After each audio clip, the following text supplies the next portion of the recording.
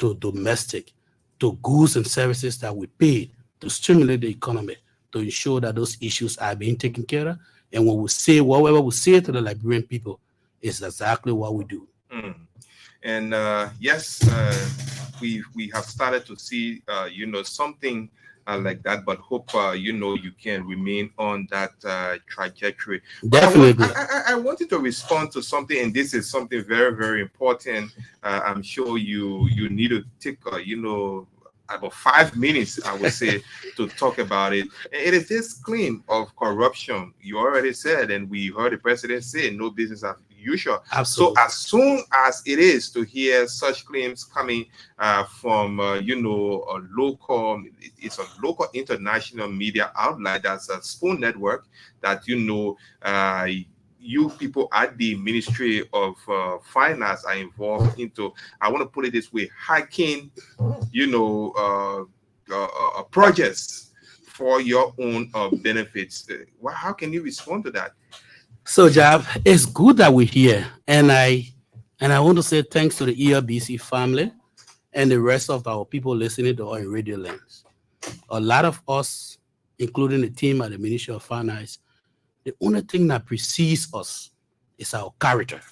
Mm. That's why when you call the name Boyma Kamara across the length and breadth of the Republic, you hear integrity. You hear that man is a God-fearing man. Mm. You hear that he's out there. He's a straight jacket guy. He doesn't bend the rule for anything. So, yes, this came as a serious distortion to us, especially around a character assassination.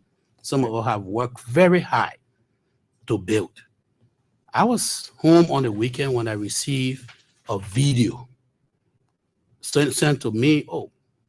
Mr. Stanton Waterspoon had a lurch on his show that the massive corruption at the Ministry of Finance, deputy ministers are increasing the prices of projects from, he said, I think in the video he said from 20 to 29,000, from 180,000 to 200,000.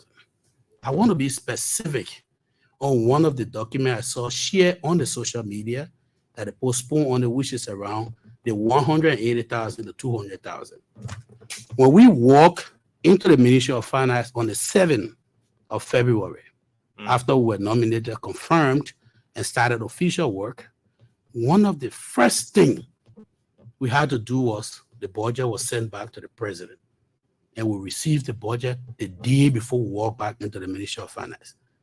On the 8th, I requested all of the documentation because there's a budget management software called the BMS. If you hear me talk about the BMS, that normally deal with putting together the budget in that budget book and prepare it to be printed and sent out to the legislature.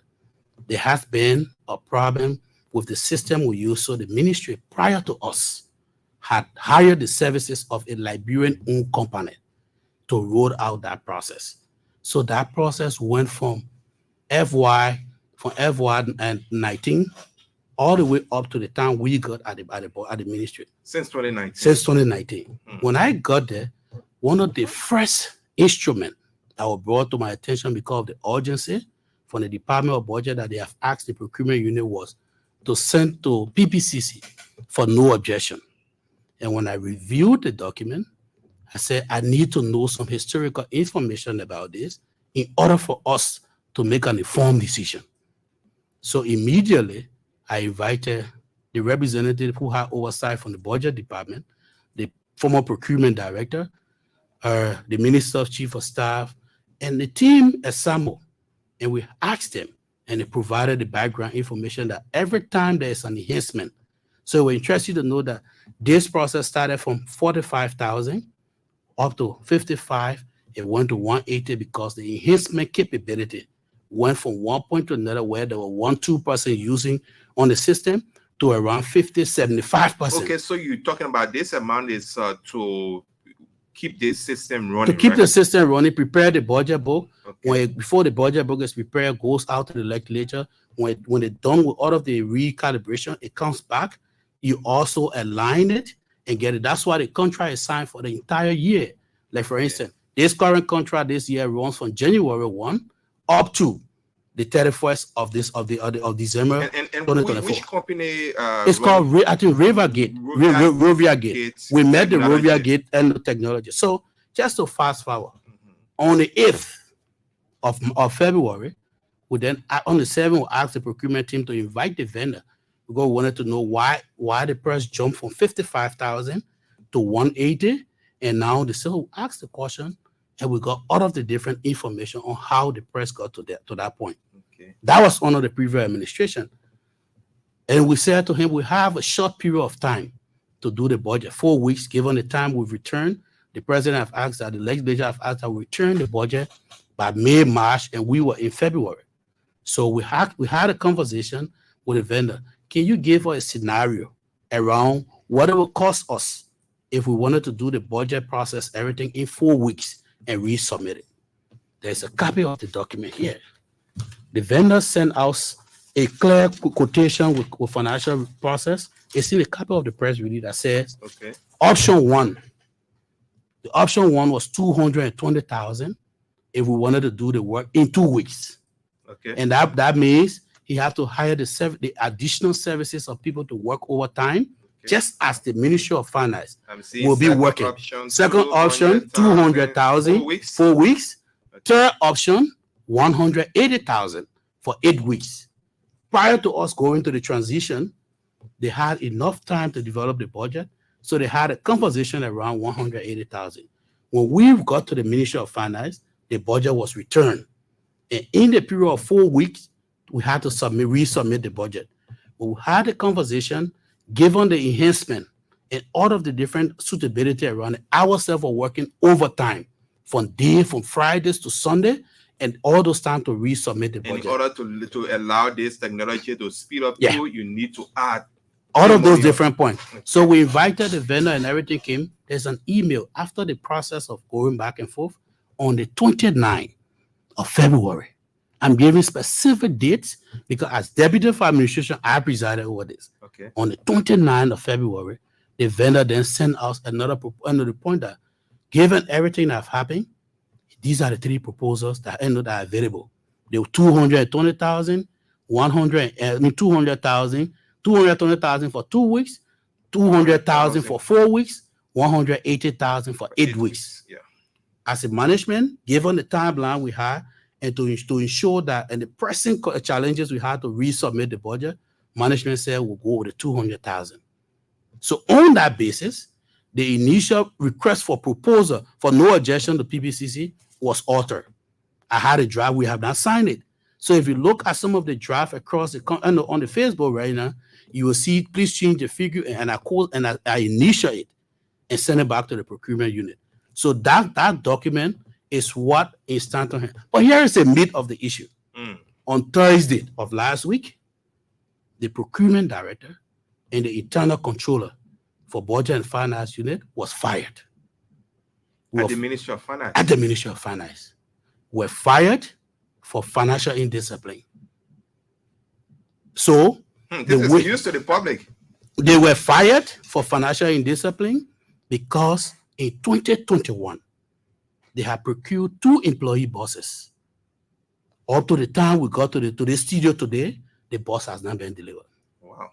The vendor received full payment of 145,000. When we walk into the ministry, that was brought before. We followed all of the due processes from the internal audit investigation to a special committee, and the senior management made a decision. This gone Thursday. So as a way to fight back, the team have decided that they will go and put out information that has no substantive basis. And that's why we have a minute. Here is a minute of the procurement committee on the 8th. The former procurement director is on that. It's on there. If you look at it, you look at every one position, including the Rivergate as chief executive officer. That's a minute. So all of these things went on. To our dismay, while preparing for a different thing to get started over a week, this came out. Why are we here today? Like I said, our character precedes us. You've never heard my name one day, apart from meeting you today for the first time in anything. But I've worked has been from being an intern in 2010 at the Ministry of Planning to coming back today at this point, from Ministry of Planning, Ministry of Finance, when we were just filing the tax policy program, Okay. to Ministry of State in the office of the President, Ministry of Gender, then went to and came back to the ministry, went to school, came back and worked with the civil service up to 2020, 2021, and left. So all of these have happened, and also this is why for us it's important, because when such an allegations come out, we are engaging with different development partners across the country to rebrand the country's image. We thought that normally we would not give credence to this, but when you make an alleged statement on the broad platform, and you sit and you without any further investigation, we thought that it behooves us as the ministry to provide clarity to the Liberian people. So this morning we spoke about it as a senior management, and we thought that it was imperative that we respond and provide the information to the public. There's a press release of that nature going out to all of the news outlets across Liberia, that the information about that was allegedly put out by Mr. Stanton Waterspoon is unreal. What's about another, reported information coming out of this same network on the same day of this allegation that the minister is sick, he's not in the country, and you are using his absence to do all of these things? That is laughable, Jab. And like I said to you, the Minister of Finance has been in office all through. What people don't understand is this: the travel ordinance that has been signed, that have been existing. The Minister of Finance and the foreign ministers travel even more than the president. The Minister of Finance, I remember the last time was in America for the spring meeting. On his way back, we have to redirect him to Nairobi for the regional World Bank conference. He's on his way again this weekend, back to Nairobi for the African Development Bank annual meetings. He will be accompanied by the Deputy Minister for Economic Management, Minister Debuzuo. So every information about Minister Herf, Minister of Finance corrupt, are just issues to be smelled, the good character of people sitting there. How much is 20,000?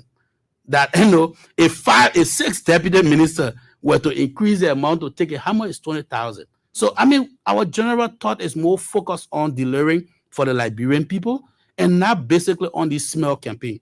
Whoever got issues outside of the confine of our mandate, continue to deal with it. But our focus is on delivering. For instance, the National Development Plan is coming live, making sure that they reestablish the commitment of our Liberian people, the business of our international partner, and ensuring that the president message that no business as usual is back, that Liberia will regain her place, engaging with people, providing them why they need to do business with Liberia is our focus. You normally would not hear the minister coming out to have a conversation, but we thought that enough is enough. It was time to engage with our people and provide the information. And going forward, this is going to be the routine where we have to talk to the public and tell them what the Ministry of Finance is doing. That's why we're doing and we're going forward. Okay, so we're letting you go now, but what happened, our society, you will often hear that our society is gullible. Somebody hears something today, that person runs with it and deliver it, his own way to the other person and the other person, and it going on like that. So what's your final message based on what they have heard on this entire hacking, project fees, just because you want to get something back for yourself? Jobs, like I said categorically, the information is baseless, it's false, and far from the truth. There are no time that any single member of the senior management team have done such act. We are available. Anyone wanting to have information on all of these different discussions and things that you hear in the media, come to the Ministry of Finance. Go to any department there a request. If you're a media person, go to the communication department. Our communication teams are they're there and request that, hey, there's this point. Like yesterday, I got a call from the Front Page Africa. A lady called and I'm like, hey, I don't do business on Sunday. I will appreciate come to the ministry on Monday morning and let's have a conversation. Whatever information you want about the 2 buses transaction, they're there. We will provide them to you. You will see it from one dossier to another, and the investigation reports that went on before our management took the decision. So we just want to encourage the Liberian people. Our leadership, our team headed by Honorable Boyma Kamara is committed to delivering on the president's promise and making sure that there's clear fiscal policy and prudent deliverable of our deliverables that we have as a ministry. So there's no way to panic. We will never siphon public funds because we've never done it. And our goal is to ensuring that we deliver for the president. Thank you very much. He's Deputy Finance Minister of Administration, Bill McGill Jones. He, stopped by just to clear the air on some allegations coming from Spoon Network, and he said that you heard that the ministers at the ministry, deputy ministers at the ministry, are hacking, project fees just to get kickback. Is not true, and is something as he described it, is something that we shouldn't take serious as Liberian people. So that's it. Keep listening to the program. Up next, we talk to Anthony Zé Balazer here on